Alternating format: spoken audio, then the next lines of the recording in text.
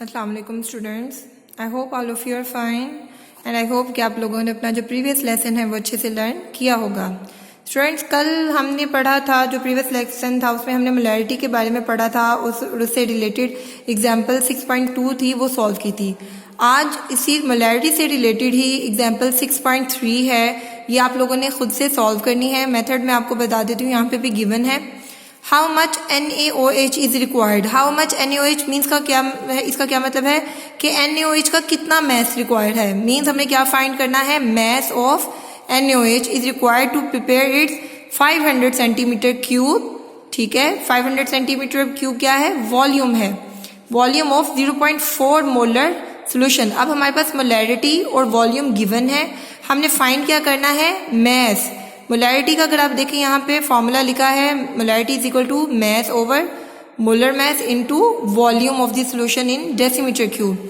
अब आपके पास क्या है, मैथ आपने फाइंड करना है, मोलैरिटी आपको गिवन है।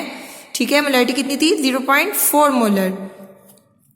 वॉल्यूम कितना है, 500 सेंटीमीटर क्यूब, जिसको आप डेसीमीटर क्यूब में कन्वर्ट करोगे 1000 से डिवाइड करके, ये आपके पास आ गया वॉल्यूम। मोलर मैथ आप कैसे फाइंड करोगे, उसके फॉर्मूला से। सोडियम का कितना होता है 23 प्लस ऑक्सीजन का 16 प्लस हाइड्रोजन का 1 इज इक्वल टू 40 ग्राम्स पर मोल। अब आप इसी फॉर्मूला में इसकी वैल्यूज पुट करोगे। मैथ ऑफ सोल्यूट यहाँ पे डिनोमिनेटर में है, तो यहाँ पे जाके ये मल्टीप्लाई हो जाएगा। मैथ ऑफ सोल्यूट इसके इक्वल है मोलैरिटी इंटू, ये यहाँ पे डिनोमिनेटर में था ना, into molar math into volume. तो ये आपके पास आ गया 8 ग्राम्स ऑफ NaOH, इसका आंसर आ गया। टॉपिक है आपका आज का dilution of solution. First line अगर इसकी देखें, डाइल्यूशन का क्या मतलब है, हमारे पास एक कंसंट्रेटेड सोल्यूशन प्रेजेंट है, हम उससे एक डाइल्यूट सोल्यूशन को कैसे प्रिपेयर कर सकते हैं। Dilute molar solution is prepared from a concentrated solution of known molarity as explained below. ठीक है, हम जो डाइल्यूट मोलर सोल्यूशन है उसे एक कंसंट्रेटेड सोल्यूशन से, जिसकी हमें मोलैरिटी पता है, प्रिपेयर कर सकते हैं। कैसे प्रिपेयर कर सकते हैं, यहां से पहले आप इसको समझ लें।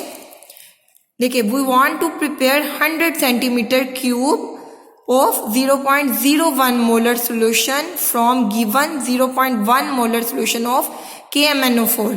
अब देखें, आपके पास दो मोलैरिटीज हैं, 0.1 मोलर और 0.01 मोलर। आपके ख्याल में कौन सा कंसंट्रेटेड सोल्यूशन है और कौन सा डाइल्यूट होगा।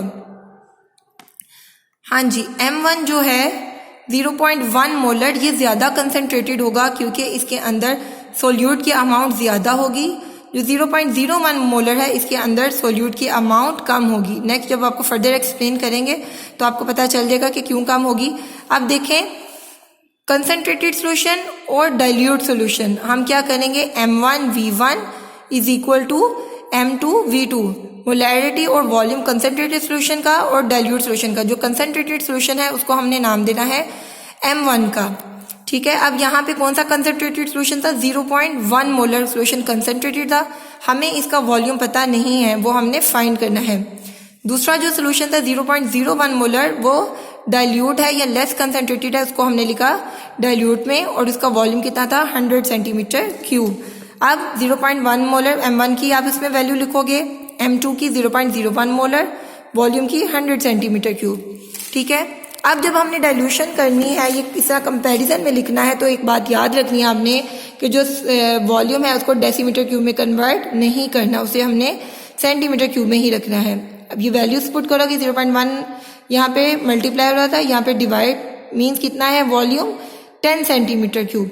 अब हमारे पास कंसंट्रेटेड सोल्यूशन कितना था, 0.1 मोलर सोल्यूशन कंसंट्रेटेड था, उससे हमने प्रिपेयर करना था एक डाइल्यूट सोल्यूशन। अब हम इसका कितना वॉल्यूम लेंगे तो हमारे पास आ जाएगा डाइल्यूट सोल्यूशन। मोलैरिटी कितनी है, 0.1 मोलर। अब उसका हम 10 सेंटीमीटर क्यूब जब सोल्यूशन का वॉल्यूम लेंगे तो हम उससे प्रिपेयर कर सकते हैं एक डाइल्यूट सोल्यूशन। अब हम देखते हैं कि हम कैसे प्रिपेयर करेंगे। फर्स्ट ऑफ ऑल, आप एक कंसंट्रेटेड सोल्यूशन या जो मोलर सोल्यूशन है आप कैसे प्रिपेयर करते थे, प्रिपरेशन ऑफ मोलर सोल्यूशन, ये वाला जो टॉपिक था, ये अगर आपके जहन में हो तो आप एक मोलर सोल्यूशन जो NaOH का प्रिपेयर किया था कैसे किया था। यहाँ पे हमने करना है KMnO4 का। हम क्या करेंगे, उसका मोलर मैथ पहले फाइंड करेंगे, होल का molar math potassium plus molar math of manganese, Mn किसका सिंबल होता है, मैंगनीज का, एंड प्लस ऑक्सीजन के कितने थे 4 एटम्स थे, 4 multiply by molar mass of oxygen. Potassium का कितना था मोलर मास 39 होता है, पीरियोडिक टेबल से आप देख सकते हैं। मैंगनीज का कितना होता है एटॉमिक मास या मोलर मास 55, ऑक्सीजन का 16 मल्टीप्लाई करेंगे 4 के साथ, आपके पास आंसर आएगा 158 ग्राम पर मोल। ये कितना है 1 मोलर का, हमने कितना प्रिपेयर करना था 0.1 मोलर, क्योंकि यहाँ पे कंसंट्रेटेड सॉल्यूशन की कितनी मोलरिटी दी है 0.1 मोलर। 1 मोलर अगर 158 ग्राम पर मोल के इक्वल है तो 0.1 किसके इक्वल होगा, आप ये जो आपके पास आया था 1 मोलर का आंसर, इसको आप 0.1 से मल्टीप्लाई करोगे तो 15.8 ग्राम्स लोगे आप। 15.8 ग्राम्स आप KMnO4 के लोगे, इसको इस मेजरिंग फ्लास्क में लोगे, ठीक है। ये मेजरिंग फ्लास्क कौन सी है जिसमें 100 सेंटीमीटर क्यूब पे एक मार्क है।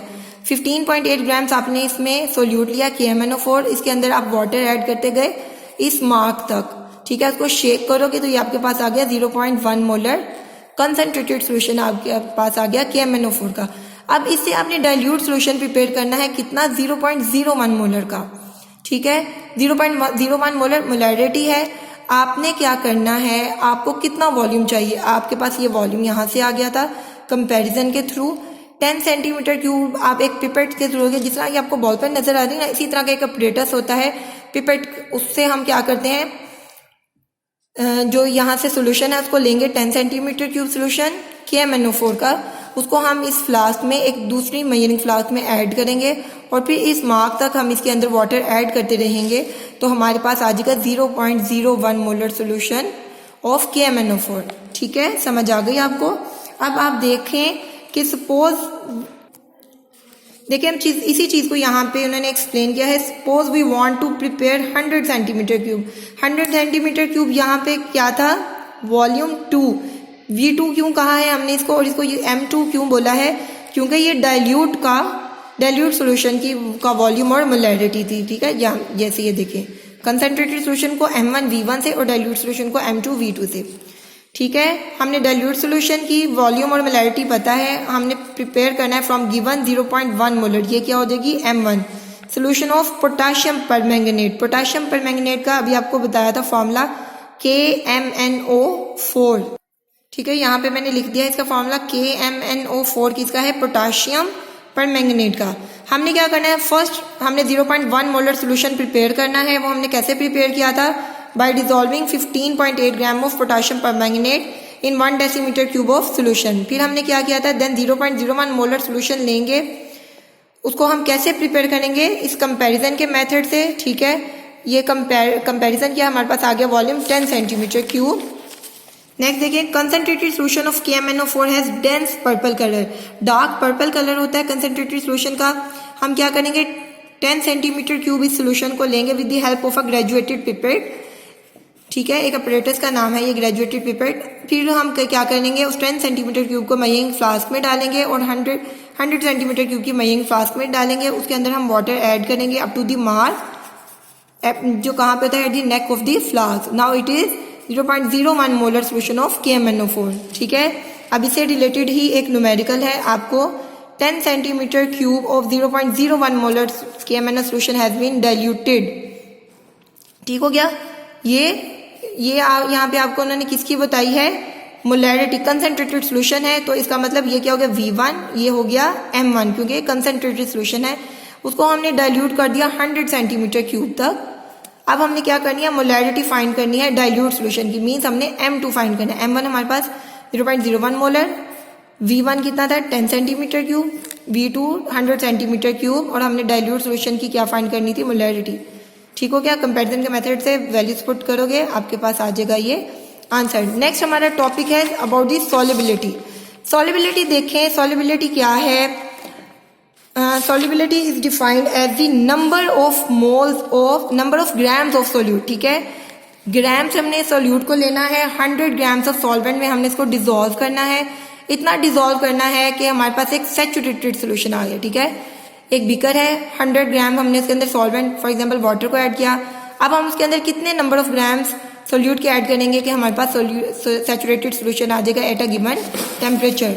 डेफिनेशन देखें, solubility is defined as the number of grams of solute dissolved in 100 grams of a solvent to prepare a saturated solution at a particular temperature। के एक particular temperature पे हम 100 grams of solvent में कितने grams solute को dissolve करते हैं एक सैचुरेटेड सोल्यूशन को प्रिपेयर करने के लिए। यहाँ तक होगी इसकी definition. The concentration of a saturated solution is referred to as solubility of the solute in a given solvent। अब अगर हम एक सैचुरेटेड सोल्यूशन की बात कर रहे हैं कि उसमें कितनी कंसंट्रेशन है सोल्यूट की, कितने ग्राम्स ऑफ सोल्यूट उसके अंदर प्रेजेंट रहे हैं, वो किसको रेफर करती है, सॉल्युबिलिटी को, कि कितने ग्राम जो सोल्यूट हैं वो एक सॉल्वेंट में डिसॉल्व हो सकते हैं। हेडिंग नेक्स्ट आप दोगे विच factors affect the solubility of solutes. ठीक है, कौन से फैक्टर्स करते हैं, 1 2 3, ये 3 फैक्टर्स हैं जो अफेक्ट करते हैं सॉल्युबिलिटी ऑफ सोल्यूट्स को। फर्स्ट क्या है, general principle. The general principle of solubility is like dissolves like. Like का क्या मतलब है कि जो सेम है उन्होंने सेम को ही, अपने जैसे को ही डिसॉल्व करना है, डिफरेंट को डिसॉल्व नहीं करना। अब आपको शॉर्ट क्वेश्चन भी आ सकता है यहाँ कि what is the general principle of solubility. The general principle of solubility is like dissolve like. और अगर आपको लॉन्ग क्वेश्चन में आता है तो आप ये नंबर 1 पॉइंट उसके साथ ये जो सब पॉइंट्स है 3 ये तीनों लिखोगे। अब क्या था जनरल प्रिंसिपल के, जो लाइक है उसने लाइक को ही डिसॉल्व करना था। मीन्स जो आयनिक और पोलर सब्सटेंसेस हैं वो किस में डिसॉल्व होंगी, पोलर सब्सटेंसेस में ही डिसॉल्व होंगी, वो नॉन पोलर में डिसॉल्व नहीं होंगी। Ionic solids and polar covalent compounds are soluble in water. ठीक है, क्योंकि वाटर क्या है, एक पोलर सॉल्वेंट है। फॉर एग्जाम्पल KCl है, ये भी क्या है, आयनिक सब्सटेंस है। Na2CO3 CuSO4 sugar and alcohol all are soluble in water. क्यों सॉल्युबल है, क्योंकि ये पोलर है, आयनिक कंपाउंड्स हैं या पोलर सब्सटेंसेस हैं और ये वाटर में डिसॉल्व करती हैं क्योंकि वाटर भी क्या है, polar. Non polar substances are not soluble in polar solvents. ठीक है, नॉन पोलर है वो पोलर में पोलर सॉल्वेंट में डिसॉल्व या सॉल्युबल नहीं होंगी क्योंकि वो एक लाइक नहीं है, डिसलाइक है। नॉन पोलर पोलर में डिसॉल्व नहीं करेंगी। Non polar covalent compounds are not soluble in water. आगे से एक्सप्लेन किया गया है कि वो वाटर में एक्सप्लेन क्यों नहीं करती। Such as ether, benzene and petrol are insoluble in water, क्योंकि वो नॉन पोलर सब्सटेंसेस हैं। ठीक हो गया। अगर आपको रीजन क्वेश्चन आता है वाई पेट्रोल, ईथर और benzene is insoluble in water, तो आप इसमें ये सारा पॉइंट लिखोगे because these are non polar substances and non polar substances are not soluble in polar solvents. Third point है non polar covalent substances are soluble in non polar solvents. Mostly organic solvents होते हैं ये, जो non polar होते हैं वो कौन से हैं, ऑर्गेनिक होते हैं। ग्रीस, पेंट्स, नेफ्थलीन, ये क्या है, नॉन पोलर कोवेलेंट कंपाउंड्स हैं और ये सॉल्युबल होते हैं ईथर या कार्बन टेट्राक्लोराइड में, क्योंकि ईथर और कार्बन टेट्राक्लोराइड भी क्या है, नॉन पोलर है। सेकेंड फैक्टर है जो अफेक्ट करता है सॉल्युबिलिटी को है वो सॉल्यूट सॉल्वेंट इंटरेक्शन है। थर्ड है टेम्परेचर। ये जो 2 पॉइंट्स हैं, एक तो हमने जो general principle like dissolve like उसको यहाँ पे डिस्कस कर लिया, जो सॉल्यूट सॉल्वेंट इंटरेक्शन है और जो टेम्परेचर है वो हम अपने नेक्स्ट लेक्चर्स में इसको डिस्कस करेंगे। तो आज की आपकी डायरी है page number 103 dilution of solution and page number 104 पे सॉल्युबिलिटी है। ये आपने लर्न करना है और जो आपको ये एग्जांपल्स बताई हैं ये भी आपने खुद से सॉल्व करनी है।